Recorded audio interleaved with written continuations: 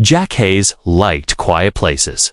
After years of fighting wars on Earth and building machines in orbit, he chose to settle down far away, on a dry, dusty planet called Gerosphere. No cities, no war. Just open skies, warm suns, and silence. He bought a broken house on the edge of a small alien farming village. Most humans wouldn't live this far out, but Jack didn't care. He wanted peace. That's where he met Lyra. She wasn't like the others. The local alien people, called the Jerry, were tall, smooth-skinned, and proud. But Lyra was different, quieter, thinner, always wearing her long gray cloak and a wide hat that hid her golden eyes. She worked hard, plowing dry fields and fixing broken machines like she had done it all her life. Jack found her interesting and lonely. They talked sometimes, then more. Then she brought him fruit from her farm. He helped fix her water tank. One day she invited him in for tea, and just like that, Jack's quiet life changed. They fell in love, simple, no drama. Just two tired souls trying to make a small life in the middle of nowhere. Everyone in the village was surprised when they got married. Some of the aliens whispered in their strange language. Others looked at Jack like he had done something strange or dangerous. One older farmer even warned him. "She's not what she seems. Off-worlder," the alien said, eyes dark and serious. "The dust can cover many things, even fire." Jack laughed it off. Lyra was kind, smart, and never raised her voice. What danger could she possibly hide? Months passed. Jack fixed solar panels and old machines. Lyra planted strong desert crops. They made a good team. Still, there were things that made Jack curious. One night, he opened a storage box in the bar, expecting old tools. Inside, he found a strange metal cube humming quietly, glowing with alien symbols. When he touched it, it shocked his fingers. Lyra came in and saw him holding it. She froze. "Don't touch that again," she said coldly. "It's dangerous." Jack had never heard her speak like that before. Her voice wasn't soft. It was sharp, like a soldier giving orders. For a moment, her eyes seemed to glow blue, but then she looked away, covered the box, and smiled. "Sorry," she said, gently. "Just old junk. Nothing useful." That night, Jack couldn't sleep. Another time, he saw Lyra walking into the desert with a small device. She stayed out there for an hour, standing still, staring at the sky. When she came back, she said nothing. Her cloak was covered in dust, and her face looked tired. Sometimes she spoke to no one in her room, whispering in a language Jack didn't know. Still, she never hurt him. Never left, never left. And so he stayed. Then the sky changed. One morning, the sun rose, red to red. The air smelled like metal. And something bright flashed in the sky, like a star exploding. Jack stood outside, shielding his eyes. A loud boom followed. The ground shook. People in the village ran out of their homes, pointing up. A small object streaked across the sky and crashed into the far desert too fast for any meteor. To clean, Lyra stepped out of the house. She wasn't wearing her farming clothes. She wore black armor underneath her cloak, and her voice was calm but serious. "Go inside," she told Jack. "Stay low. I'll be back." "Wait," Jack said. "What's going on? That wasn't a rock." She paused. Her voice was quiet. "They found me." Jack grabbed her arm. Who found you?" She looked at him for a long second. Her face was unreadable. Then she said two words. "My enemies." Before he could stop her, she tapped her wrist device and disappeared in a flash of blue light. Jack stood alone in the dust. The wind howled across the desert, lifting dust into the sky. Stood frozen in front of his home, staring at the empty space where Lyra had vanished. His hands trembled. His wife, his quiet, kind, simple wife, just disappeared into thin air, wearing black armor. And she had said, "They found me." He didn't know who they were, but he had a sinking feeling they weren't here to bring flowers. Jack ran inside, locked the doors, and grabbed the only weapon he had, a rusty pulse rifle he hadn't touched since he left Earth's military. He checked the battery. Still worked. Just barely. Minutes passed. Then an hour. Nothing. Until the wind changed. A deep, rumbling sound came from the sky. Jack stepped out slowly, aiming the rifle at the horizon. Something dark was approaching. Fast, not a ship. Not a storm. It was Lyra riding a small, silver hoverbike, her cloak flying like wings behind her. She stopped in front of him and tossed him a small black case. "We don't have time," she said firmly. "Pack only what you need. One bag. We're leaving." "Where are we going?" Jack asked. She didn't answer. Inside the house, Jack stuffed his bag with tools, food packs, and a small photo of them on their wedding day. He looked at it for a long time. She looked so normal there, so happy. What was she hiding all this time? When they reached the desert outskirts, Lyra stopped the bike. They stood in front of a tall rock wall. She reached under a patch of sand and pulled out a hidden device, a small black cube with red lights. "What is that?" Jack asked. "My signal beacon," she replied, activating it. "This will call them." "Who is them?" She looked at him. "My fleet." Jack's heart skipped. "Your fleet? You mean soldiers? Ships? You command an army." "I used to," she said quietly, "before I disappeared." The device hummed and rose into the air, blinking rapidly. Within seconds, a beam of blue light shot into the sky. It vanished in two. Space. Jack stood in silence, watching the signal disappear. His head was spinning. "You told me you were a farmer," he said slowly. "I was," she replied.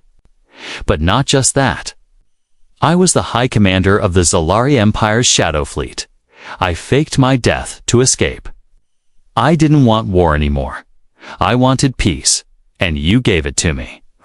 But now it's over, isn't it?" Jack said. Lyra nodded suddenly. Her wristband beeped. She tapped it, and a glowing blue screen appeared in the air. Alien symbols scrolled fast. Lyra's face turned pale. "They're closer than I thought," she said. "They followed the crash." "You mean the object that fell earlier?" asked. "Yes," she said. "That wasn't debris. That was a scout drone. They're hunting me." Jack gripped his pulse rifle tighter. "We need to move," she continued. "Now?" They got back on the bike and headed toward the mountain's rough, jagged cliffs where few villagers ever went. Lyra took them to a cave hidden behind a thick wall of rock. Inside, everything changed. It wasn't just a cave, it was a hidden hangar. A sleek black starcraft sat in the center, half covered in dust. Strange symbols ran along the walls. Weapons, armor, and crates of gear lined the shelves. Jack's jaw dropped. "You've had a ship this whole time?" he asked. "Yes," she said. "But I promised myself I'd never fly it again. I wanted to bury the past." Jack walked around the ship slowly. It was elegant, deadly, and far more advanced than anything Earth had. And now, Lyra walked up to a panel, placed her hand on it, and whispered something in her alien tongue. The ship hummed to life. "Now," she said, "I'd bury them instead." Above the planet, far beyond the clouds, a massive warship emerged from hyperspace. It was not Lyra's fleet, it belonged to her sister. High above the dusty world of Gerasfor, a massive warship drifted into view, silent, dark, and shaped like a blade. It blocked the light of the sun, casting a shadow that reached down over the farms below. People in the village looked up and screamed. They had never seen anything like it. Inside her hidden cave, Lyra felt it. Her body tensed. Her voice dropped low. "They're here." Jack stood next to her, gripping his pulse rifle. "Is it your fleet?" "No," she said. "That's not mine. That belongs to my sister." He blinked. "Wait, you have a sister?" Lyra stepped toward the glowing screen in her ship. A hologram of the warship appeared above the console. Alien letters floated around it. "My sister Virel," Lyra said. "When our mother, the Empress, was dying, she named me as her heir." Drell disagreed. "She launched a secret coup, tried to kill me. I escaped and vanished here." Jack stared. "So, she's here to finish the job." Lyra nodded. "Okay. Or worse, capture me and parade me around the Empire as her puppet." "I won't let that happen." She pressed a button on her wrist. A second beacon launched from the cave, shooting a stronger blue beam into the sky. Jack stepped closer. "What was that?" "My signal," Lyra said, "calling my real fleet. If even a handful survived, they will come." A soft alarm beeped. "On the ship's console. They've landed," she said. At the edge of the farm fields, a strange hum filled the air. Villagers watched in fear as sleek black drop pods slammed into the ground, kicking up dust clouds. From them stepped tall alien soldiers in silver armor with glowing red visors. They marched in silence, scanning the ground. One of them found Lyra's old house. He stepped inside, looked around, and saw a photo on the wall. Jack and Lyra smiling. Dusty and happy, he crushed it with his boot. From the biggest drop pod emerged a tall figures, Lender, armored in silver, and white with long flowing tendrils from her helmet. Her voice echoed across the fields. "Lyra," she said calmly, "you can't hide forever." Inside the cave, Lyra stared at the screen. "She's here. Can we fight them?" Jack asked. "Not yet," she said. "They have numbers. We have knowledge." Jack looked at her ship. "Can that fly?" She smiled faintly. "It can do more than fly." She stepped forward, placed her palm on the control panel, and whispered something. Lights flared to life. A soft voice spoke in her language. "Welcome back, High Commander." The ship's bay opened. Racks of weapons unfolded from the wall: energy rifles, armor suits, grenades, and a set of gleaming command armor lined with dark red cloth. Jack raised an eyebrow. "Is this your royal wardrobe?"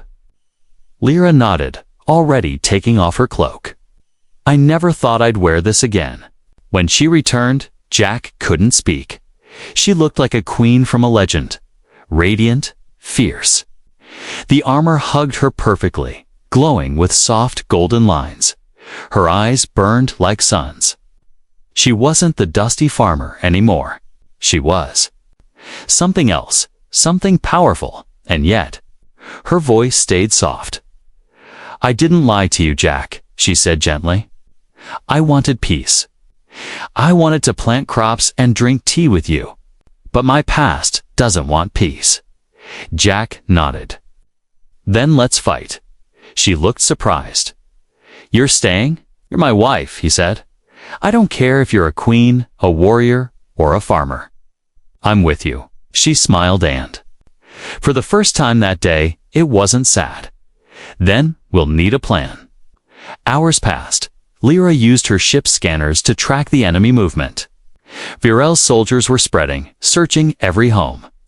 The village was under quiet occupation. They hadn't hurt anyone yet, but fear grew quickly. Lyra sent drones to watch from above. One of them captured an image of Virel standing in the center of town. Jack looked at the screen. "She looks like you." "She is me," Lyra said. Just colder. A new blip appeared on the screen. Lyra gasped. "What is it?" Jack asked. She pointed. "That's them. My ships." They answered the signal. High in orbit, 3 Zelari stealth cruisers shimmered into view. One of them, smaller and faster, descended toward the planet, cloaked in shadow. Jack sat on a rocky ledge, staring at the hologram of Lyra's sister standing in the center of the village. Soldiers surrounded her. The once peaceful farms were now crawling with armored troops. Families stayed hidden in their homes. Drones floated above, watching everything. He clenched his fists. How did it come to this? He asked. Lyra stood beside him, arms crossed over her gleaming battle armor.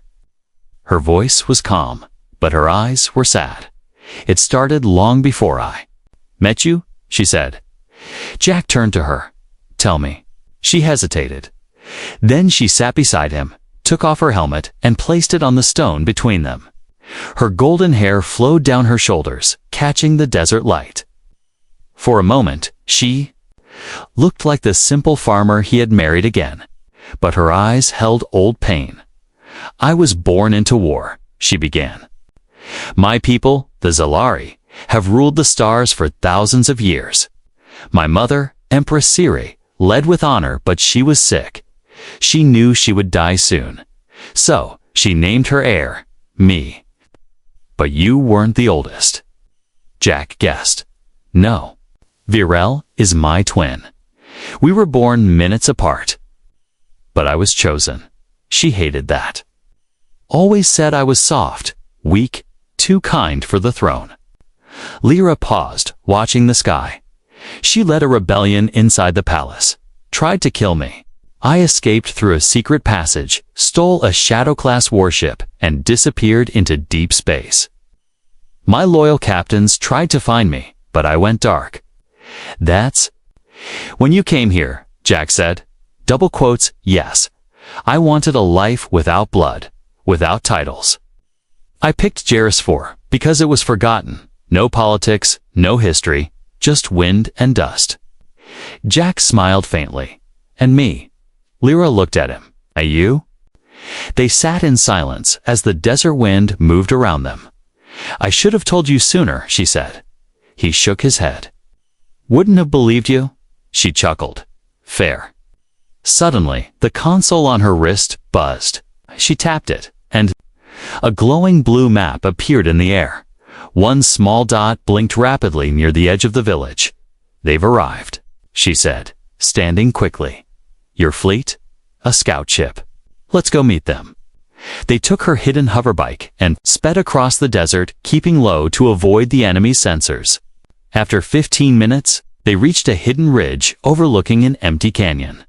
A sleek black shuttle sat quietly in the sand, its surface still steaming from re-entry as they approached. The ramp opened. Out stepped 3 Zalari soldiers tall, armored, and sharp-eyed.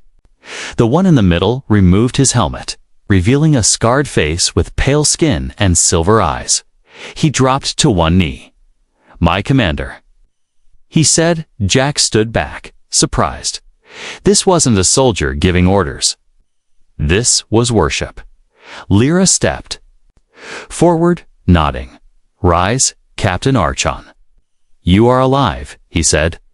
The fleet searched for years. Many gave up hope. I stayed hidden, she said. I wanted peace. But war has found you, he said. And we are ready to fight again. The fleet remains loyal. How many ships? 6 cruisers. 1 battle carrier. Half strength, but armed. Hidden beyond the 3rd moon. Jack whistled. That's more than a little help. Captain Arachon looked at Jack. This is the human you chose. Lyra nodded proudly. My husband? Arachon bowed slightly. Then he commands my respect. Jack blinked. Ah, thanks. That night, they returned to the cave. Captain Arachon stayed to prepare the others. Jack watched Lyra polish her armor in silence. He finally spoke. You really were a queen. No, she said softly. I was a soldier. I just happened to be next in line. He sat beside her.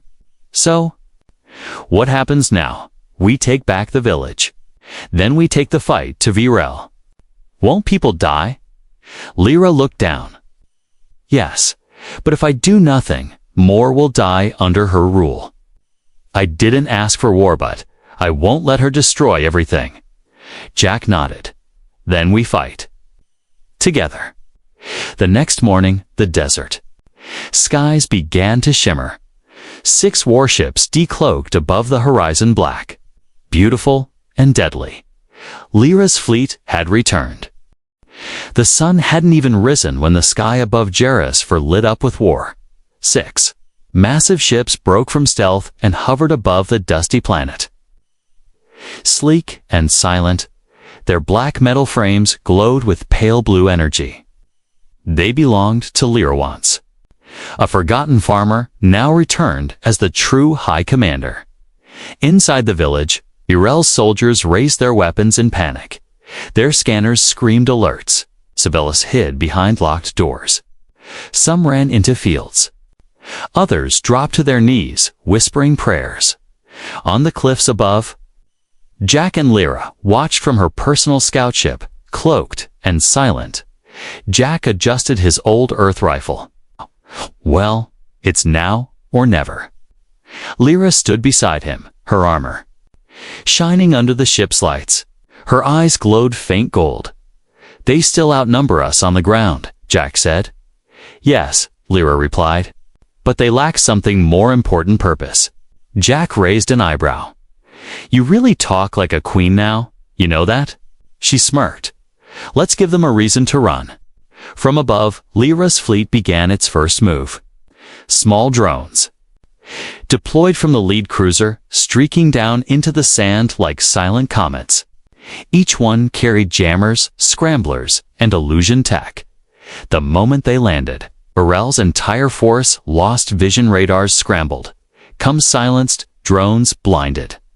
Their soldiers were suddenly deaf and blind in enemy territory. Panic spread. Fast. Lyra didn't wait. She rode her hoverbike into the heart of the village, Jack behind her with his rifle ready. The moment they entered the square, enemy troops pointed their weapons, then paused. They saw her. The woman they had believed was dead, the true heir to the throne. High Commander, Lam whispered.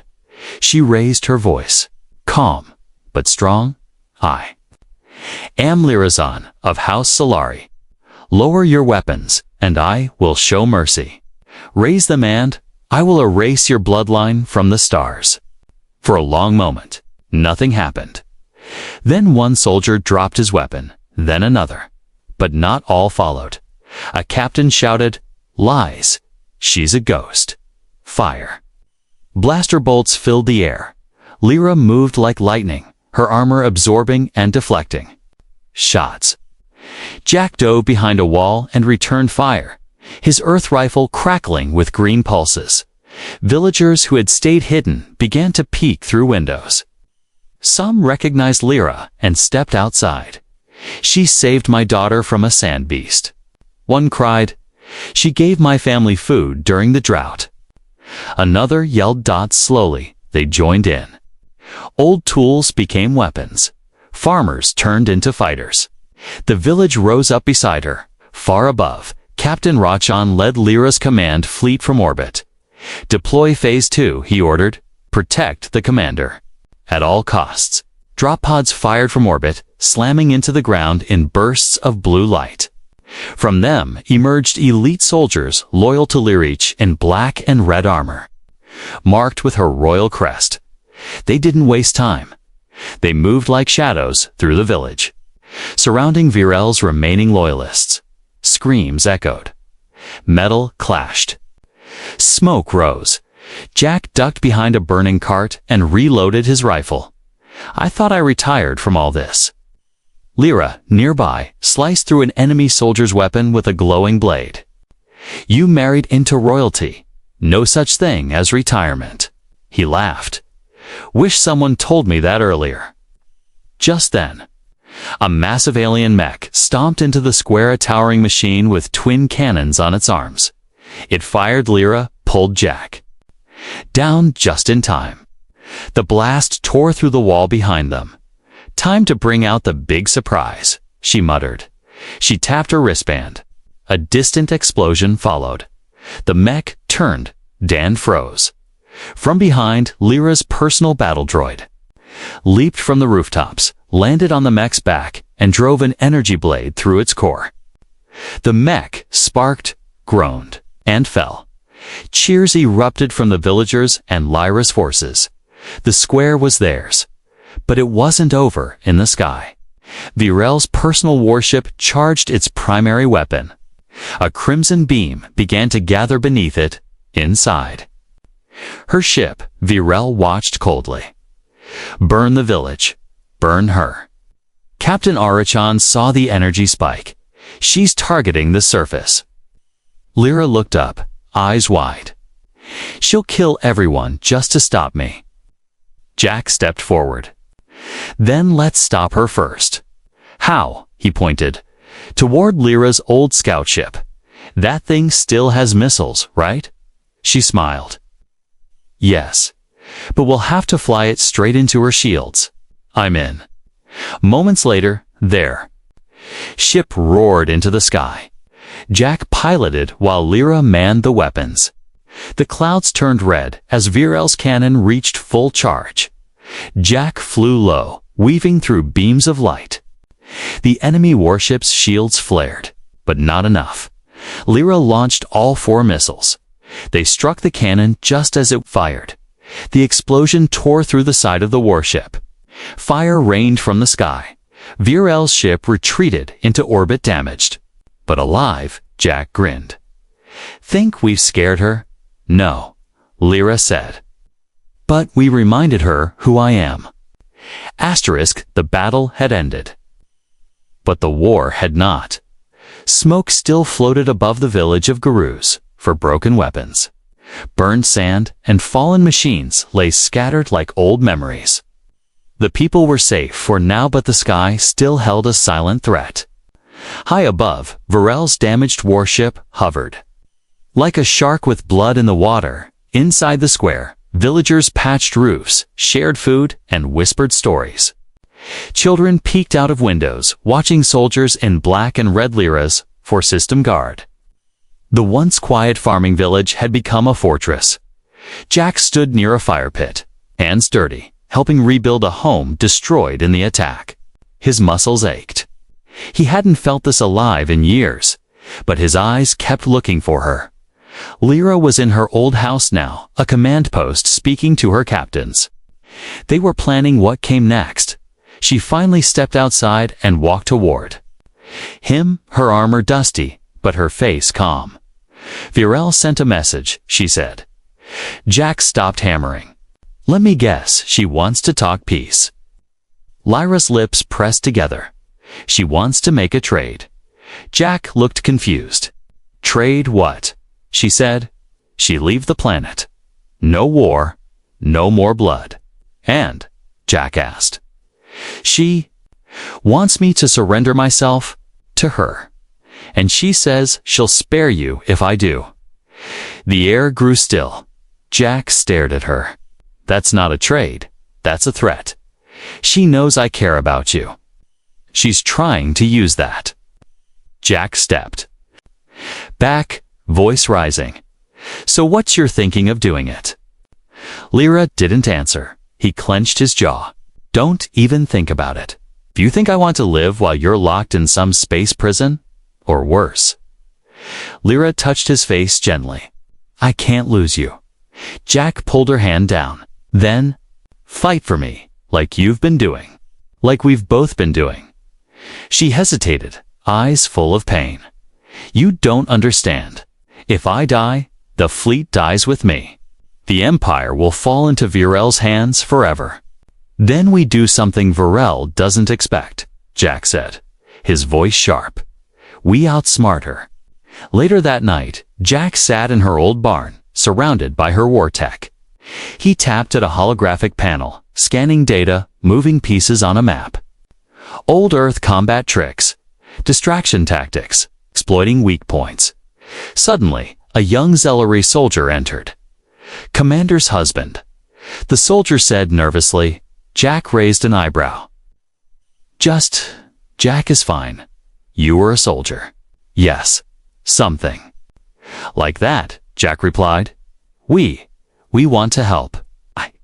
More villagers entered behind him, farmers, builders, traders. Many were carrying scrap metal, makeshift gear, and parts from fallen enemy machines. Jack smiled. Good, he said, 'cause I have a plan. Meanwhile, Lyra stood alone outside her house, staring at the stars. Her wrist screen blinked. Second message from Varel. Time is short. Surrender by sunrise, or your human dies. Lyra's jaw tightened. She whispered softly, You never change, sister. Behind her, Captain Rachin approached. We are with you, he said. I know, Lyra replied, but the choice is yours. She turned, looking toward the barn where Jack worked with the villagers. I've already made it. The next morning, Virel's warship sent down a single pod. It landed outside the village walls. Lyra stood ready in her full royal armor. Jack stood beside her in upgraded combat gear, his old Earth rifle strapped to his back, and a datapad in his hand. The pod opened. Inside stood a tall figure in white Vir herself. Her face was pale, beautiful, and cold as ice. She smiled as she stepped out. Well, she said softly, you've aged. A little dustier than I remember. And you've still got that dead stare, Lyra replied. Virel chuckled. Let's skip the insults. If you know what I want, I'm not giving. Myself up, Lyra said. No. Virel looked past her at Jack, even for him. Jack stepped forward. I'm not a trophy, he said, and I'm not afraid of you. Virel smiled at him. You should be. She raised her hand, but before she could speak a command, Jack pressed a button on his datapad. A pulse shot through. The ground all of Virel's nearby drones blinked, then shut down. Jack grinned. You really should check your signal security. You let me into your network. Behind the hills, hidden machines powered by Jack's Earth Tech and Zalari parts came to life. Fake energy signatures. Fake troop movement. A simulation of a full army closing in from the east. Virel's ship picked up the false threat. Her own captains panicked. Virel hissed, turning to her guards. What is this? Lyra stepped forward. This is what happens when you push too hard, she said. You lose. Suddenly, Virel's ship called her back. Reports of a second rebel fleet entering the system. Another bluff, but she didn't know that for the first time. Virel looked unsure. Then she growled. This isn't over. She turned and returned to the pod. The door closed. The pod launched. Jack exhaled. Lyra turned to him. That was dangerous, he shrugged. So is marrying a space queen.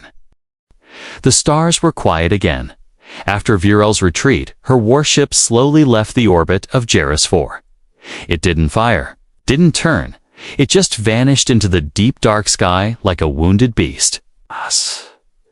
The danger had passed for now, in the village. Below, people came out of hiding. Fires were put out. Walls were rebuilt. And for the first time in days, there was laughter. Not loud or wild, just quiet joy. The kind that said, we survived. Lyra stood at the edge of the village fields, looking over her dusty farm. The wind carried the scent of soil and smoke. Her war armor still glowed gently under her cloak. But she had taken off her crown. She didn't need it anymore.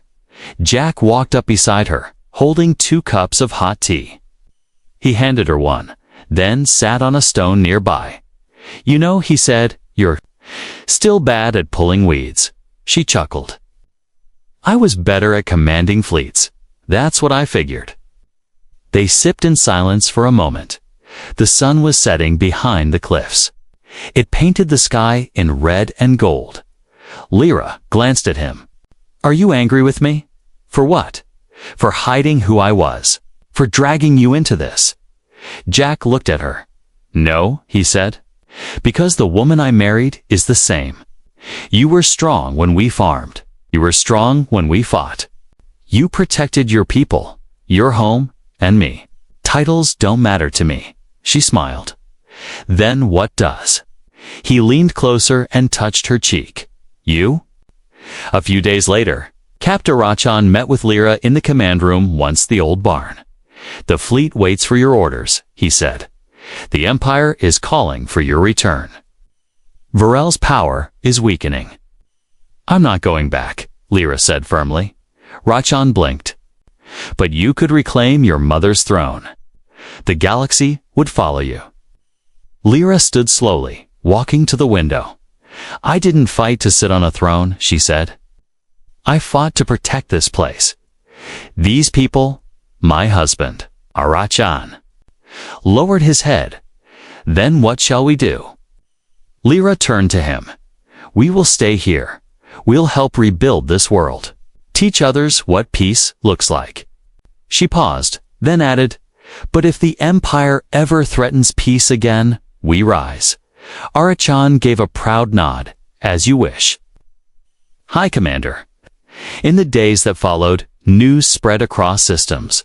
Whispers of a lost queen, of a rebellion stopped, of a fleet that returned with honor. Lyra became a legend, but she didn't care. She spent her days rebuilding the village with Jack, teaching young Zelari how to use tools instead of weapons. Farmers came from nearby moons to trade, to learn, to build. Humans started visiting, too curious about the alien queen who married a Terran engineer and chose a broken farm over a golden throne. Their farm became a symbol of peace. People called it the Dust Rose. And Lyra, they called her the Farmer Queen. One evening, months later, Jack and Lyra sat on their rooftop, wrapped in a blanket, watching stars blink across the sky. Do you miss it? Jack asked. The throne? No. The ships. The power being feared. Lyra thought for a while. No, she said softly. I never wanted to be feared. I wanted to be free. Jack looked at her and smiled. Then I guess you got what you wanted. She nodded. Because of you, he raised a brow. Because of me? Yes, she said, leaning into him. You reminded me what matters. Ha! You saw more in me than a crown or a war record. You saw a person. Jack kissed her forehead. You were never just a dusty alien farmer to me. And you, she whispered, were never just a human. Later that night, high above the planet, one of Lyra's old captains looked down from orbit. He smiled. Watching their small farm glow gently in the moonlight. They said, power must be taken, he whispered. But she showed us. Sometimes the most powerful choice is walking away.